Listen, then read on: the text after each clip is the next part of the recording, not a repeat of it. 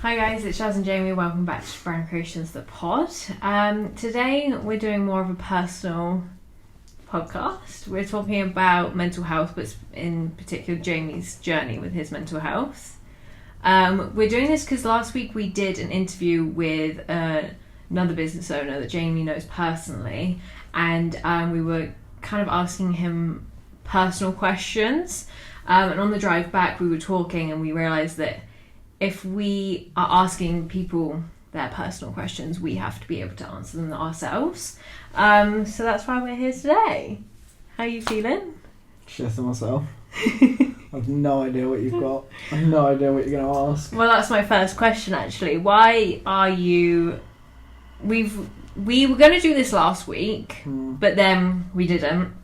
And so Jamie told me that I can't let him not do it today. Why are you so nervous about talking about your mental health? I don't know. I think this is just deep, isn't it? I think yeah, because it's just quite deep. Like I don't really talk about myself in that sort of way. Like, and it's also the fact that like for someone like me, it goes against what I believe. I think that's one of the harder points with it. It's a pride thing, you know, because it goes, as I say, for me, it goes against what I believe, you know, and yeah. Yeah, that's how I kind of thought you were going to answer, because I've known you personally for the past like 10 years or so, and I haven't known you that well. I've just known it sounds like I didn't know you. Yeah, but you know what I mean. I didn't know on your personal note. Yeah. I was just close boyfriend. Yeah. But you came across quite laddie. The people you were surrounded by at that time were very people I'd be scared of. Like lads, do you know what I mean? Yeah. So what were your assumptions, and did you have any misconceptions about mental health before you experience your own struggles in mental health? No, I knew nothing about it. Nothing about it. So I just thought, because it all like goes back ages and ages and ages even before that, but just say through school. Yeah. I was an angry, uncontrolled kid. Yeah. For the whole of school. And I had no idea why. But I was turbo. And then I got out of school. And it just kept going, you know. And then obviously, yeah, you're with other people and stuff like that. And as I say, you know, you meet, you know, it's sort of one of those. You surround yourself with different people, and as I say, for me, but even then, like, I mean, I remember going. I was at a barbecue, and I was probably 20. So bearing in mind, I'd been drinking for 7 years at this point and smoking for 7 years. I'd stopped smoking weed at this point, and I was at a barbecue, and I was like, I feel like there's something wrong with me, like physically. At this barbecue, yeah. And I said to the boys, I was like, I feel like there's something wrong with me. Like, I just never feel happy. And they were like, well, it's alright, like, it's just one of those. And I was like, yeah, cool. I was like, yeah, it's fine. Like, it's probably just, do you know what I mean? I probably just need another beer or something. Like, it's fine. And then I started to sort of look at it a little bit more. So that was your kind of realisation point that there's something was off. Yeah, because by that point, like, I've done quite a lot already in terms of, like, holidays and nice shit and all that. Nothing ever seemed to do anything. Fulfill you. Yeah, just, you know, nothing ever seemed to... Yeah, like, I always knew there was something, but I never knew what it was. Like, and then it was like, it's like feeling of, you feel nothing and then you feel like everything. Yeah. Very fast. And I was like, I just couldn't get a grip of it. Like, as I say, like, sometimes I'd go from very calm to, right, I want to fucking fight everyone. Like, there was no in between. It would just flip like that. Yeah. But then, like, other times I just couldn't speak to anyone. Do you know what I mean? So it was like, but then also growing up again, you grow up covering that up. You know, like, as I say, it was like, fuck it, right? Okay, this is how I feel, but I can't say that. So let's go out, and then I would make myself more of a problem. Yeah. Because I would get more drunk. I would get more... I would look for the trouble because that was sort of like... That was fun. Was that your coping mechanism? Yeah. Yeah. Yeah. You know, and as I say, there's not like... I'd never been like scared before. Like nothing ever bothered me about anything. Like, but then I never had like the fear of like that could really hurt me or that could kill me. Like, that never Cross your mind. come into my head at all, kind of thing. Like, and as I say, like there was times where I was there like, man, this don't look good. But I was like, let's have a bash and see what happens anyway. Because like, you know what I mean? Like the fear does never come into it. Yeah. You know what I mean? Like my thing growing up was go for the biggest one first. Like that was my motto: go for the biggest one first, because I was always the smallest guy out of my group. Oh, when fighting people. Yeah. So anytime there's an issue, just go for the biggest one first, because they all fucking stop if you manage to do anything to win. And like growing up, that's how it was. You know, like as I say, there's been a lot of times where like let's say, like, I'm not putting it all down to that, but because I've just never felt settled, you know, and then I have a massive problem with feeling settled, and I can't deal with it, but that's because I don't really understand it. I've never felt settled. Yeah. Do you know what I mean? Like, it's always been, I've always been in very uncomfortable situations, or if there's not an uncomfortable situation, I'll create one. You find one. Yeah. Yeah. You know, and I'll make one. And yeah, that sort of... But as I say, it was that barbecue, I remember that day. And I was like, yeah, boys, something's wrong. But still then, I still didn't know. And nothing changed for a while. So what kind of happened after that? Like, you said... You kind of realised that you're to yourself, and you said, like, after that was kind of... You thought about it more... What was the progression? Was it like a quick progression to when you actually was like, okay, no, something's actually not right here? Yeah, well, it was like... So Lexi was born 2020, June 2020. So up until that, so obviously lockdown started in Feb that year. Yeah, March, Feb. Yeah. Christmas Eve I went out. I got absolutely fucked. And then I got absolutely plastered by some big unit in a gay bar. Yeah. Oh my god. It hurt. And yeah, one of my mates was there and he broke his nose after, so that was quite good. Oh. But like he broke the nose. Oh, okay. Yeah. And I come home and I remember, like, again, nothing happened. It was just, you know, it was literally, he knocked me twice, and I don't know how I didn't drop, and I don't know how I didn't die. But I think it's because I was so steaming, I just kept myself, like, I literally went like that to then back straight up again, and then he did it again. I was like, oh, this is a nightmare. And then we both got carried out together, and I'm just there like, now I'm on my own, wonderful. But and then I got home, and I was like, shit. Like, do you know what that was actually? I felt that punch. That's actually the way I describe it, is I felt that punch. And I went, fuck, that hurt. That I can get hurt doing what I'm doing here. And obviously Chloe was like she was like 4 months pregnant at the time, 3 and 4 months pregnant at the time. She said, nah mate, you're not doing it. And I was there like, okay. And at that point I wasn't really going to argue it, because as I say, I had felt something I'd never felt before. Yeah. Like, I wasn't invincible. Yeah. Which was a very weird feeling. Like... You physically got knocked kind of into reality. Yeah, and I was like, okay. Like, I was like, right, okay. And I was like, that's cool. And then the next sort of couple of months, still drinking and still sort of doing what I was doing. As I said, I did try to calm down a little, but not massively. And then lockdown hit. And, yeah. And then I was obviously like, right, shit, I need to try pull away from...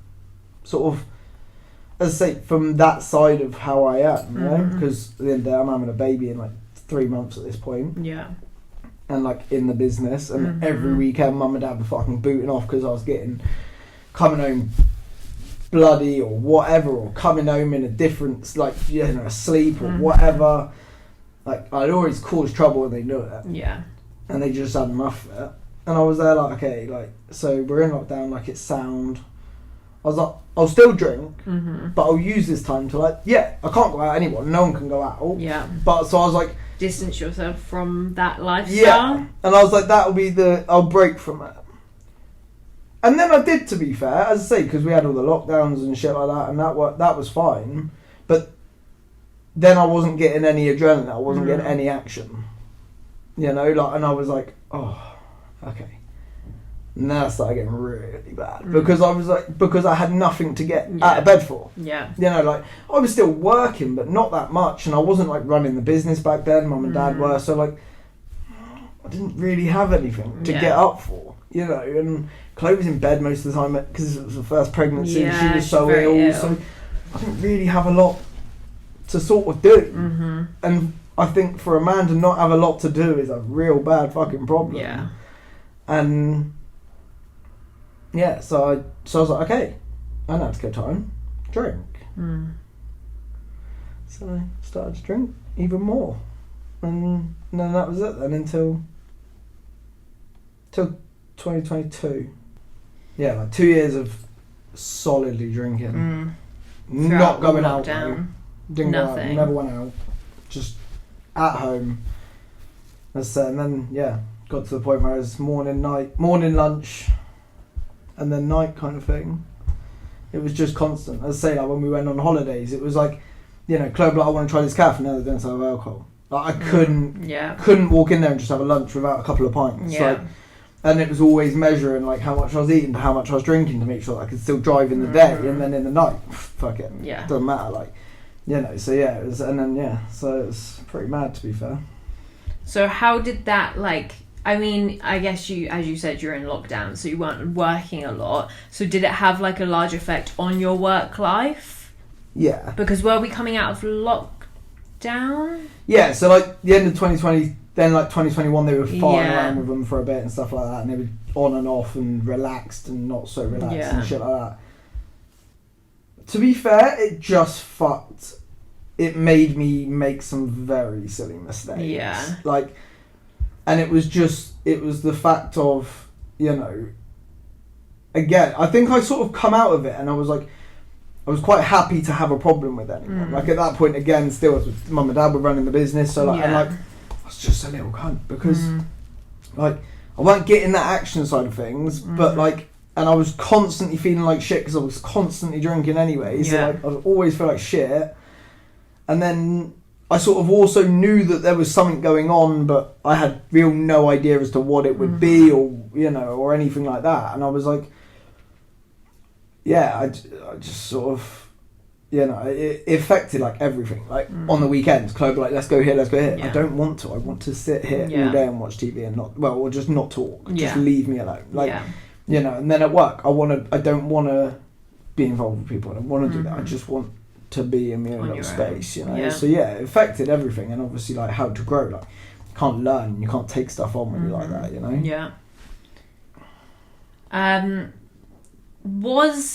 Because as you said, you had kind of no idea about mental health before you kind of were struggling with it.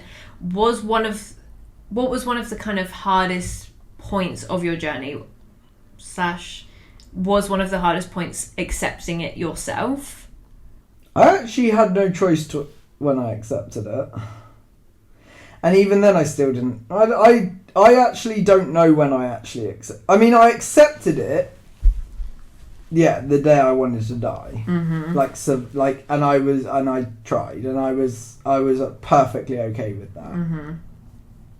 But even then, I still didn't feel like I needed to change much. Yeah, because I didn't really know what I was fixing. Like, I just knew that it wasn't normal to wake up every morning and not want to be here. Like, and not care about people and things and life, because I was like, I probably won't be here much longer anyway. Like, I never made a long-term plan because I just didn't ever. I was like, I'm not going to be here for that. Like, at the end of I'm done. Like, I'm ready to go. Like, I just needed to. It was more just having the fucking bottle to do it, to be fair. And then I mean, like, that was the day where I was like, okay, like, something is, like, as I say, I sat there that night after, and I just cried for, like, hours, and then I went to the pub, because I thought that'd be a clever fucking idea. And I was just like, fuck.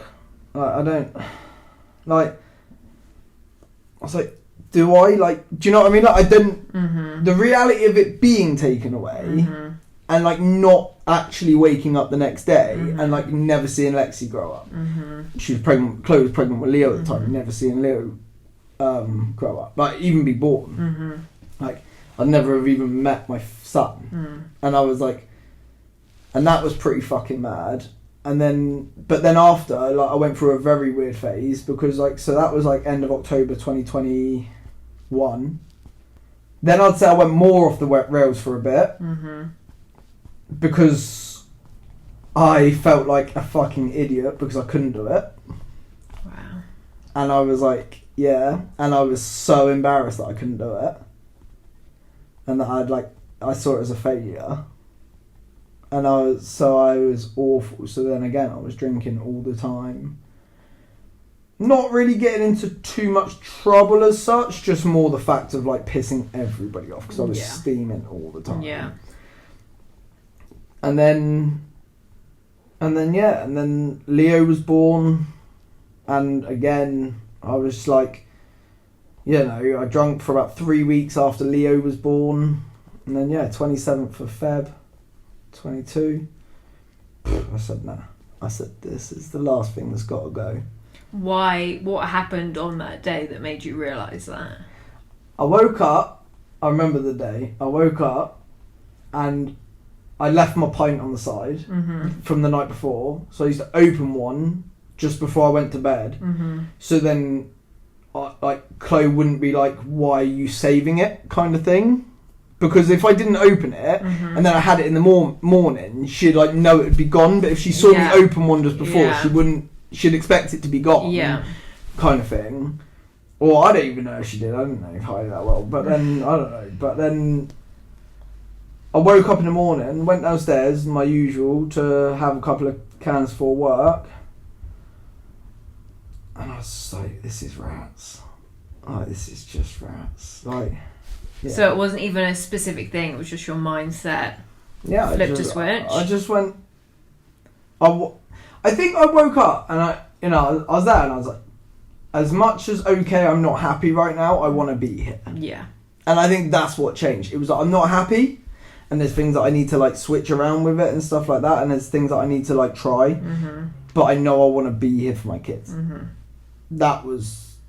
You know, as I say, that was probably it. That was it. That was your reason. Yeah, that was, like, my reason, was the fact that as long as I don't care if I'm not happy, I have to be here for my kids. Yeah. And that was, like, my only rule. And pulled it away. Had some fucking shit times, and then it's been like 2 years and 4 months now. 2 years, 4 months sober. It doesn't bother me at all now. I can sit in a beer garden, I can sit in a pub, I can, sit next to someone, watch other people. Yeah. Absolutely fine. Doesn't bother me at all now. Not at all. I'm like, fine, do it, you do you, boo. I'm sound, I don't need it. I just have a Pepsi Max and I'm fucking winning. I'm golden, I can get in the car. I don't have to worry about how many I've had. I don't wake up feeling shite in the morning. And I still have fun, It's just, fun looks different. Yeah. But I still have fun, I still do what I want to do for my life. So, at the end of the day, it means, it made no positive impact to me by doing it. Yeah. So when you obviously came to that decision that you didn't want to drink anymore, this isn't what you wanted your life to look like going forward, how was the support from, like, those around you? Did you open up straight away? Did it take you some time? I think, everyone wanted me to do it. Yeah. For obviously a very long time. Yeah. Everyone always wanted it to happen. But I also think no one believed it because I had said it 500 times before. Yeah. I was always, like, I'm going to stop. And I might do a day. And then I'm like, I'll have one. Yeah. And then I have one, and then it turns into 15. Like, and you're like, okay, yeah, like, next time. Yeah. You know what I mean? So, like, I don't think, and especially, like, mum and dad and stuff, like, they, like, Chloe as well, but mum and dad, like, they didn't believe it. I think the first thing was they just didn't sort of believe it kind of thing. And I remember, like, going around to, like, when we would always have, like, because then it was, like, summer and stuff like that. So, like, it's, like, 4 or 5 months after. And I was not the first summer was really fucking hard. Yeah. And I remember every time we went round to mum and dad's for a barbecue, Jamie, you having a beer? Do you want a beer? Do you want a beer? I'm like, Wow. I can't, I can't. And like, and yeah, so everyone was so happy about it. You know, I just don't think they believed it. It took a while for them to sort of accept it.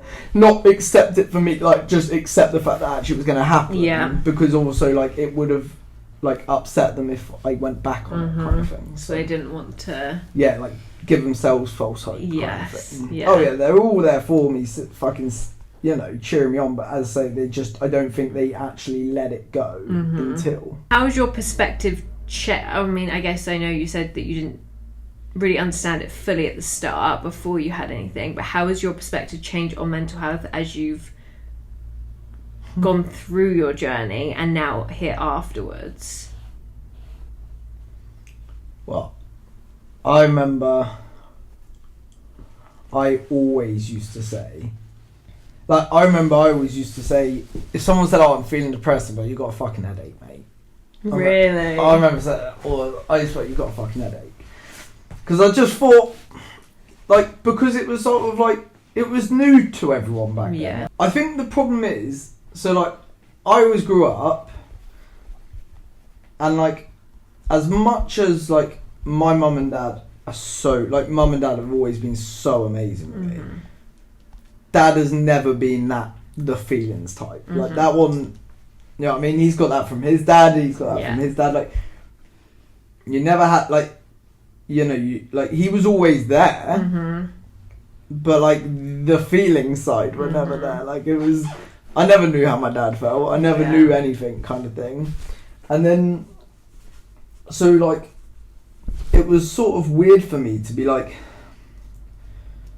you know, I was quite, not against it, but I was quite like, come on. Like, you know, because I sort of knew, like, oh, I'm feeling similar, but I'm getting on with it. Yeah. Rightly or wrongly, like, I was getting on with it the wrong way, but I was like, I'm getting on with it, come on, man. You know, and like, I sort of felt quite, like, at first I got quite angry with it, because I was there, like, as I said, it was becoming a thing.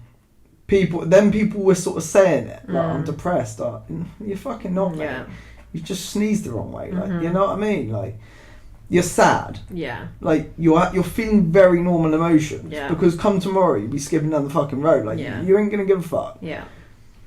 And then, sort of, like, as I said, and then I sort of grew up, and obviously working with dad as well, like, I was surrounded by dad consistently. So, and dad is a very strong, like, traditional alpha male kind of thing. You know what I mean? Like, so, and you always want to be your dad. Yeah. It doesn't matter who it is, you always want to be your dad.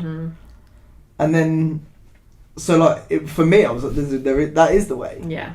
You know, as I say, and as I say, it's not the fact that dad's horrible about it or anything. He's from a different generation. He's from a different world, you know, like, and it's sort of one of those where, like, so I was just, that's how I was getting brought up. Yeah. Some people get brought up with this shit being normalised. You know, like, some people get brought up different ways. Like, and as I say, he was never like, you can't say that. He was just like, as I say, it was just, you just laugh it off. Yeah. Move on, come on. You probably didn't really see him cry or any of that stuff. Like, I've seen dad cry once in my life. Wow. Yeah, once. And that's the only time I remember him crying. Like, well, and, you know, and he's just, and, like, I'd never seen him hurt. I'd never seen him ill. I'd never seen him, you know, injure himself or, you know, crack when he was tired or anything. You know, like, we had done, like, some stupid long days. And there were days, like, nights I couldn't fucking stand. Like, I was so tired. And this man was just trotting on, like, nothing's happened. And then straight back to it in the morning kind of thing. Like, and, like, you just look up, like, you just grow up like, he's fucking Iron Man. Yeah. Like, that's literally all I thought of my dad. Like, was like, he's fucking Iron Man. So, and as I say, all you want to be is your dad. Yeah. So, you know, like, all that's sort of what I copied, and that's what I did. Until, obviously, then, like, as I say, once I started like going through it, I was like, okay, like, I got to start understanding it now. And I start understanding it, and it now really does grind me if someone says it, and I'm like, fuck off, mate. Yeah. Like, you're just sad. Yeah. Like, do you know what I mean? Your cat died. Like, Yeah. fuck off. But, like, but it's one of those where, like, I want to understand it better, and I want to, you know, help other people with it as well, because it is fucking hard. Like, it's bullet. You feel like you got no one. And you wake up every day going, I shouldn't be it, I shouldn't be it, I shouldn't be it. That's like, you know, it doesn't matter what good you're doing in the day, you can't see that. You know? And that's the thing, like, you can't see it in yourself, you can't see good in others. Like, everything is just shit. Yeah. You know?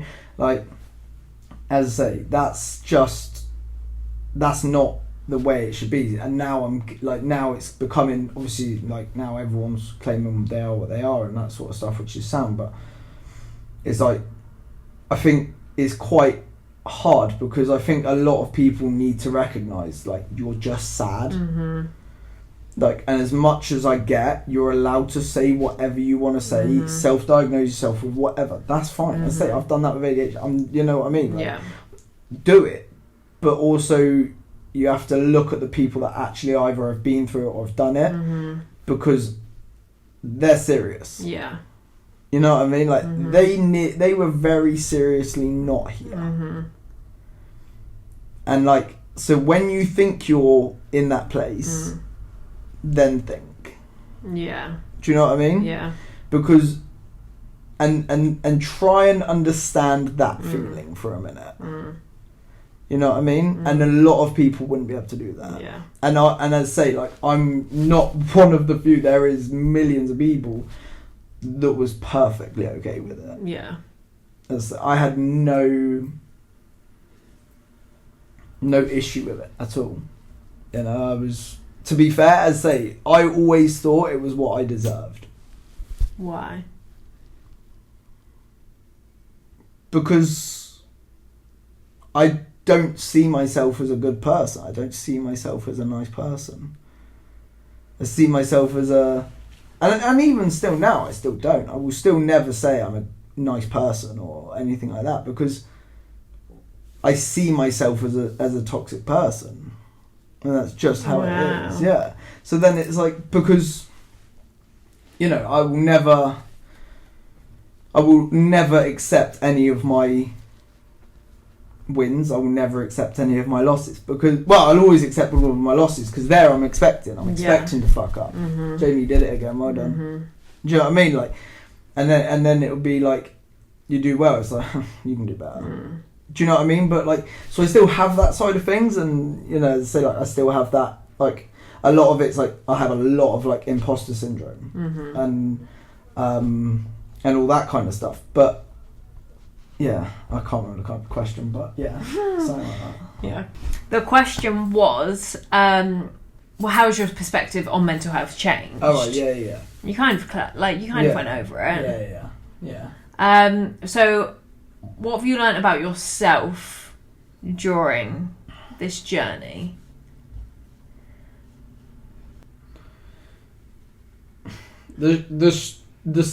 I think the one thing that I've got from it that I can take is the fact that I can't make, like, I can't change the way I think about myself. Yeah. Like, you know, I was fixated on it for so long, which wouldn't have helped at all. And the thing is, I will never change that. I will always have this negative image about myself, about how I am and all of that. So I think a lot of it is like, I just want to use, because I'm very good at the research side of things, and I spend so many hours on trying to understand it, even if it won't do, you know, understanding it has helped me, but like, if it won't change what I think, if I can just help somebody else. Mm-hmm.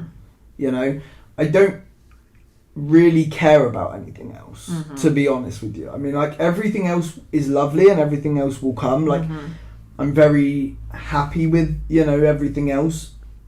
Like, in terms of happy as what I can be.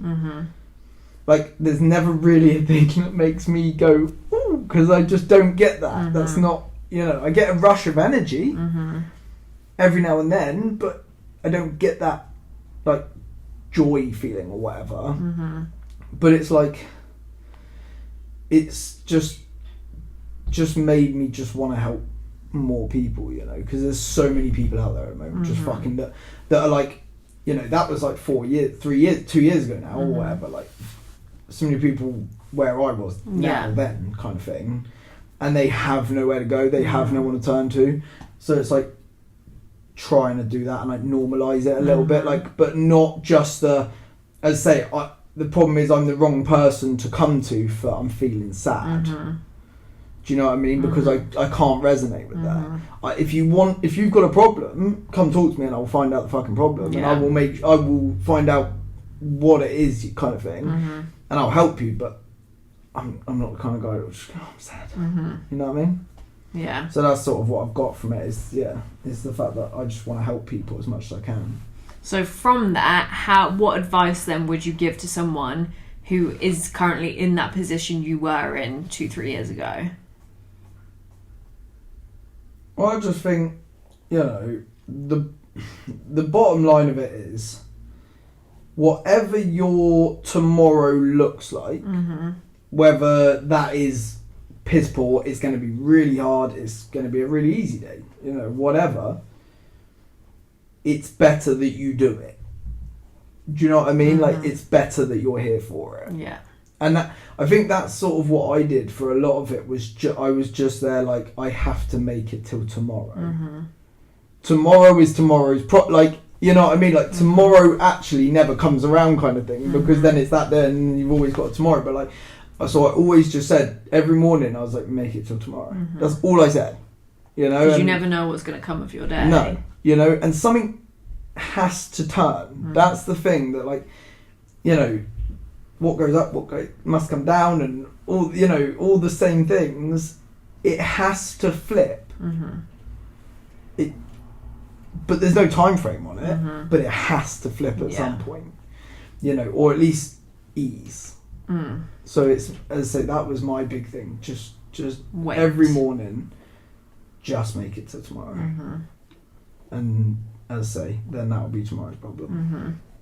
Kind of to round off, how do you currently manage your mental health, and what does it look like going forward? So tablets, obviously. Medication. For that, sorry to interject, was that a hard thing for you to do or not? Because I know for some people it's hard to... Oh, I would never have made the call. My mum called the doctor. Really? And then said speak to him. And I was like, what the fuck about? And she was like, probably the fact you want to kill yourself. Like, oh, yeah, maybe. And I was just like, I'm not doing it. I'm not doing it. I'm not talking to anyone else about it. You know, and there was probably a little point where I was sort of not angry at mum, but I was like, because she was making me do, like, you know, but it's probably what helped save me a little bit, you know. But as I say, like, yeah, it was fucking, I was just talking to a random stranger. But then again, they were so good with it. Like, I was very lucky because, like, it was on the phone and I didn't have to go in. I just had to talk them through it and all that sort of stuff. And, you know, they sort of, you know, put me on the right path. And yeah, as I say, I was very lucky. But, and, you know, as I say, I've been on the tablets like coming up 3 years now, maybe. I don't know, 2-3 years. And it's just a normal part of my routine, daily routine now. Like, I don't even notice it. Obviously I have my times where I think I don't need them, and then I quickly realise I do. But I don't know, I think this is the only thing I can say of how I manage it is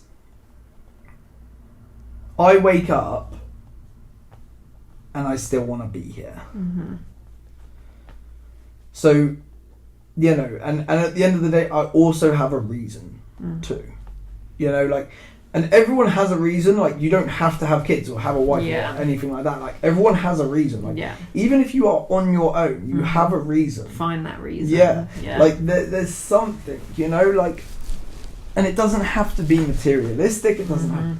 It can be whatever it is. Do you know what I mean? But the thing is, so like for me, I've just chosen everything is for my kids, and that's it. I nearly didn't give them anything, so now I have to give them everything. You know, and I won't stop until I've done that. You know, and I won't stop until I see my kids with, you know, with what the problem is with what I deem I want them to have. But I mean, that still won't be enough. But yeah, you know, and this is like what we were talking about the other day. Like, I'm not driven or just passionate, or like, I am fully fucking obsessed. Like, and I will sacrifice anything. Like, it sounds backwards, but I sacrifice my time with them to give them a better life. Yeah, you know, and I think that's the. Yes, that is a bit backwards, and everyone, you know, everyone will say, "Oh, but they just want their dad." I know, but I can't just, you know, that's not how I am, and that's not how I can manage myself. I have to manage myself to be a dad for them and to provide for them. Yeah. So that comes first, you know, and they know I'm. You know, they're only young now, but they know I'm always there. They know I'm going to be home. They know, you know, it doesn't matter what happens in the world.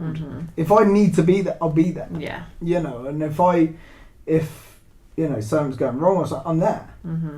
But they also know Daddy's got to go to work. Yeah. You know, that's it. What did Daddy worked? Everything that Daddy has, he worked for it. He earned it.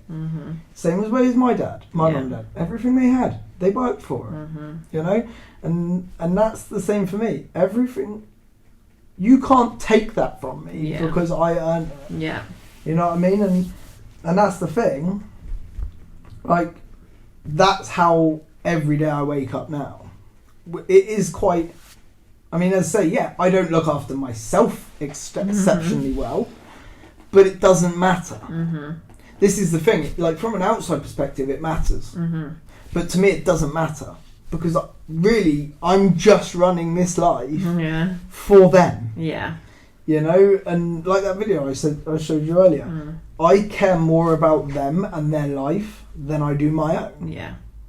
So I will never sit here and say my quality of life is bad. Because I don't give a fuck. Just give me a cardboard box and I'm sad. Like, it really isn't a fucking issue for me, you know? But as long as theirs isn't, then I'm fine. Yeah. So, you know, as I say, and that's quite a good, as much as it's quite a hard goal, it's also a very good one because I'll never hit it.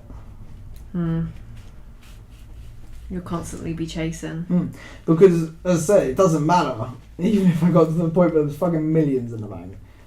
Then it'd be billions. Like, you know what I mean? Like, it never stops. Like, it's just the way it is, you know. You have people that work hard for a very long time to get what they want from their life, and they have it, and that's fine.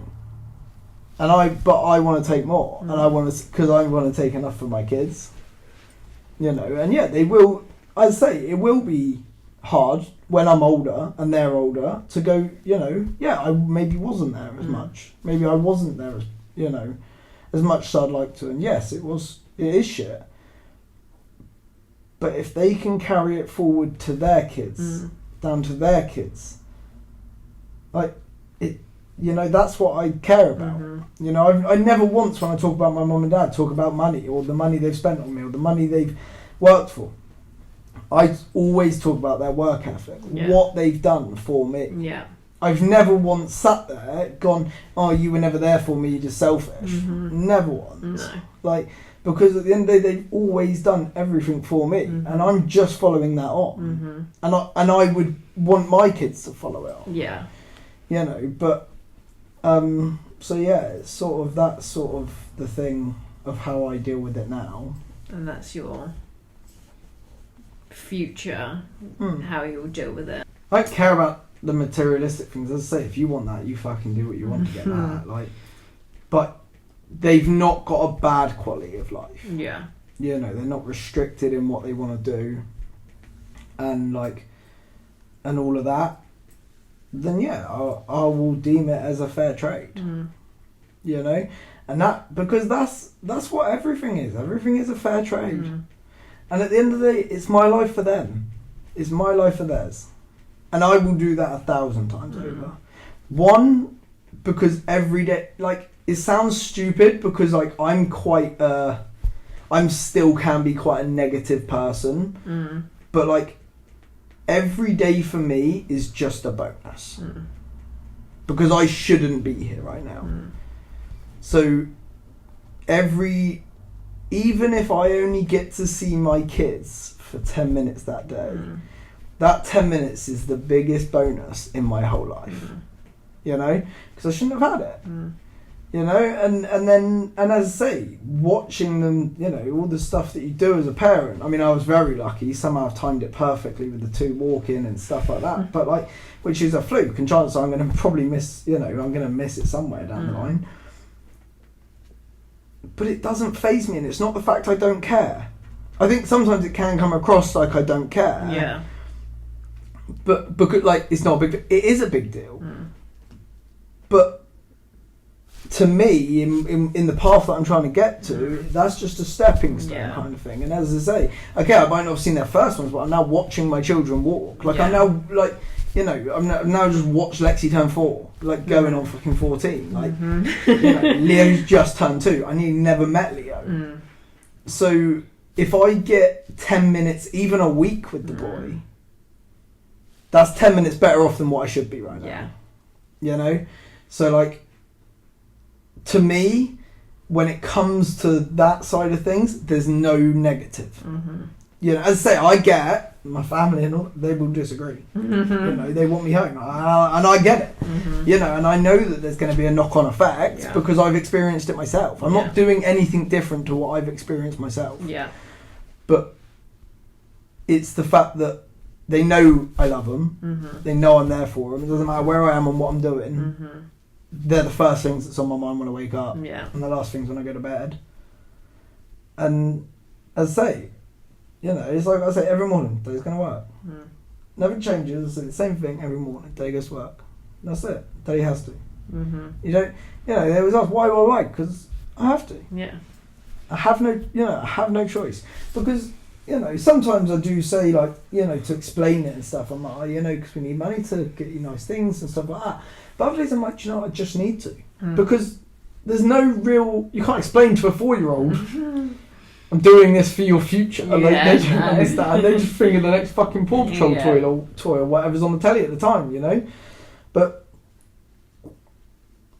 you know, for me, at the moment, I'm like, I will give up whatever I can if it means they gain from it. You know? And it's also, but then in terms of my own headspace with it, is, as I say, I'm never losing. I'm never losing time. I haven't lost time for 3 years. Does that mindset, how long have you had that mindset for, though? The day I woke up after I tried to kill myself. That's from then on out.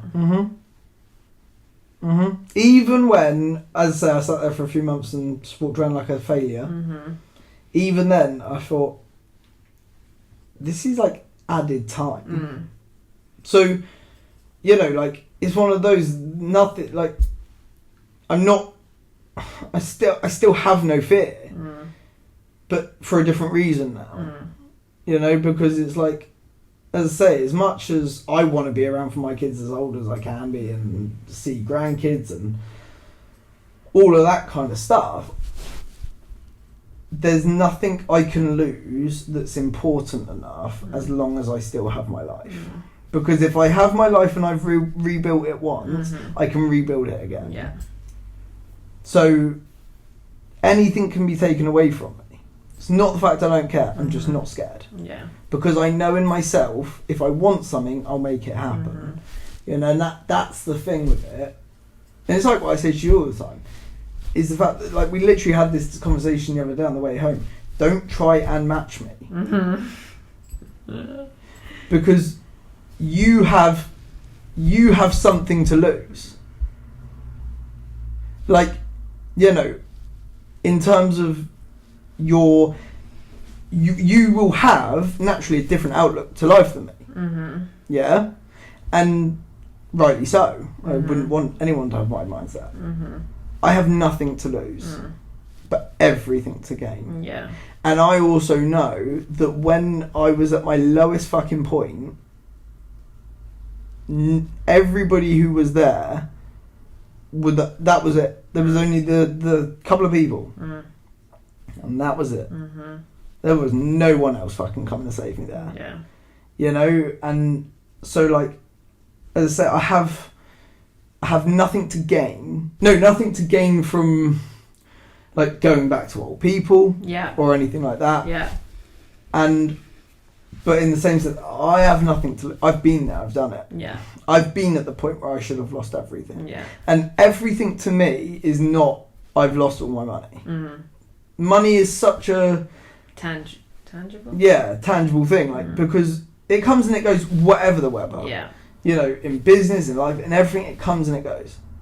The one thing that never comes and goes, is your life. Yeah. If it goes, it goes. Yeah. And that's the thing. So yeah, so for me, is just... Yeah. I just wake up every day. Take it one day at a time. Take it one day at a time. Try not to overcomplicate it. And just go, this is what today looks like. And I'll get around, you know, if there's something that I need to do, I'll do it. But it's also the fact, I try not to stress about, you know, the money and the stuff like that sometimes, because, like, it is stressful and it's hard and I get it. But as I say, I think when I've got when I know where I've been, at the end of the day, there could have been 100 grand sat next to me in the car. It wouldn't have made an ounce of difference. Yeah. You know what I mean? Like, I still wanted to go, and like I was in a very nice car. Yeah. A very, very nice car, and I didn't care. You know what I mean? Like, I've had very nice cars. I've always had very nice things. It meant nothing to me at that time. Yeah. The only thing that meant anything to me at that time was Chloe, the kids. Obviously, it wasn't here, but coming, and like my family. Yeah. That was it. It's the only reason I'm still here now. It was never because, I want to make £1 million. Fuck off. Yeah. Do you know what I mean? Like, at the end of the day, if I do, if I don't give a fuck. As long as my kids have got what they need. That's all that matters. Yeah. Well, do you want to leave it there? I think so. I think it actually went quite well, to be fair. I think it's a weird thing to talk about. Yeah, it's hard to navigate. But I think it's so important. It is. I think all I'm thinking of here is the bigger picture. Yeah. And that's why. And as I say, and it's also the fact it makes me very uncomfortable. And you like to do uncomfortable things. Exactly. So I'm like, you know, I have to do it. If you can help one person. Yeah. That's what I think. I think about that one person in that position, and, you know, as I say, like, you know, it's just any possibility. They see it or whatever. And it's a cause I can get behind. As I say, I can back it 100%. You know, because I fucking believe it. So. Well, thanks for watching, and thank you, Jamie, for being very personal. You're welcome. I don't know if you wanted to respond to that. I kind of did, but it's okay. You gave a response. Yeah.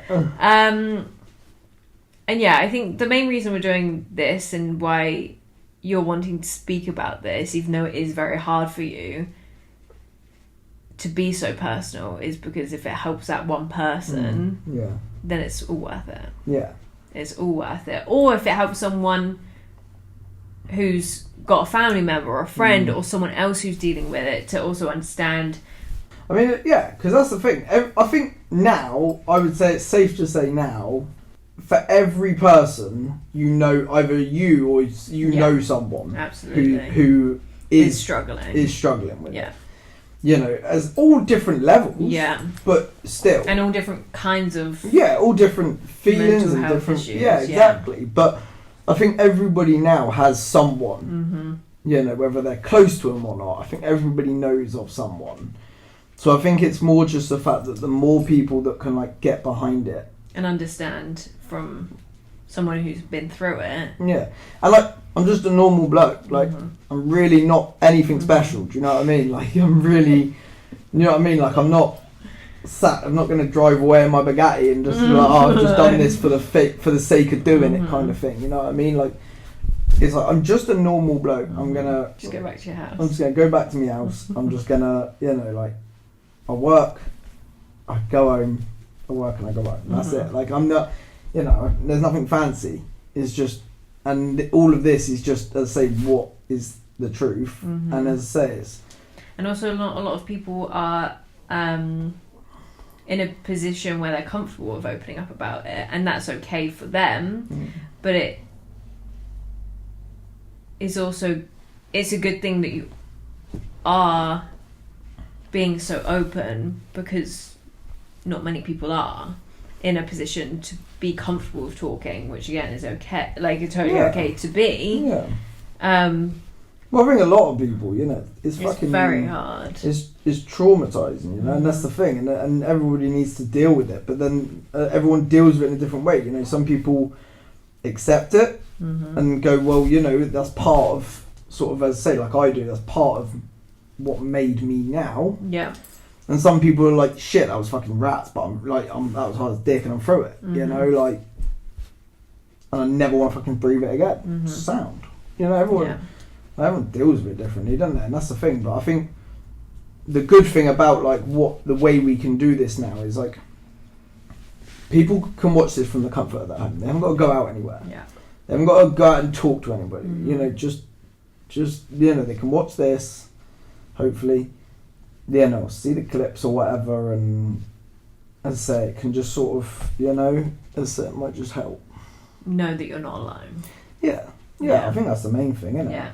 Yeah. Because as I said earlier, it doesn't matter if you technically are on your own, you still have a reason to get going. Yeah.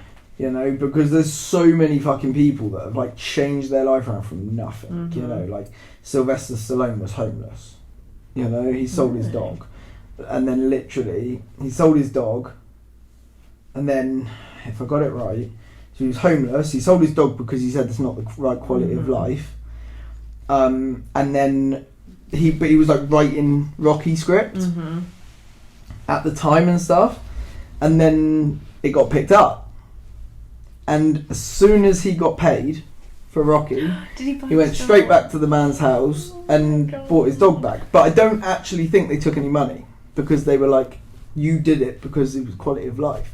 And I don't think, as I say, he was homeless. There's so many people. Stephen Bartlett, obviously a younger one, who's fucking amazing for what he does now in the world and shit. Is the fact that like he always talks about when he was 18, he would go into kebab shops and put his hand down the back of the chairs because like in case someone dropped a pound or something, and like robbing pot noodles and pizzas from the local shop and that, because he just didn't have any money, so like, and he dropped out of uni after the first lecture, so, and Elon Musk slept on the floor in his office because it was cheaper than renting an apartment and an office. Wow.